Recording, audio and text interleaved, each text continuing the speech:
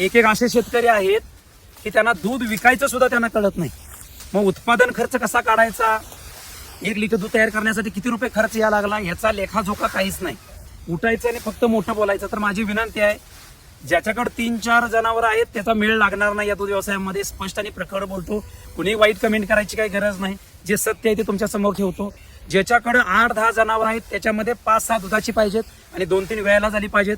जरा गोट्याकडे लक्ष द्या, गाभाच्या तक्रारीकडे लक्ष द्या, गोठ्यामध्ये किती जनावर किती दिवस झालं डिलिव्हरी होऊन त्याच्याकडे लक्ष द्या, गर्भाशयातनं घाण पडते का बघा, त्याच्यामध्ये औषध सोडून घ्या. हाही अतिशय महत्वाचा विषय आहे. दुसरी गोष्ट आहे, तंत्रज्ञानाचा उपयोग करा. तुमचं कष्ट, शारीरिक कष्ट, इथं बी वैरण तोडणार आणि तिथं बी हाताने धार काढणार, म्हणजे कमरेच्या मणक्याचा 100% फॉल्ट या ठिकाणी होणार. तर तुम्हाला या ठिकाणी सायलेज तुम्ही एकदाच तुम्ही मक्याची वैरण करा आणि तो मका तुम्ही 1 वर्षभर या ठिकाणी जनावराला खाऊ घाला. मिल्किंग मशीन घ्या, घरातल्या माणसाने धार काढा. तुमचं शारीरिक कष्ट या ठिकाणी कसं कमी होईल त्याबद्दलचा प्रयत्न करा. दुसरी गोष्ट आहे, मुक्त गोट्याचा स्पेस ठेवा. मुक्त गोट्यामध्ये जनावर निवांत फिरू द्या, पाण्याची सोय करा. आणि या सगळ्या गोष्टी अतिशय महत्वाच्या.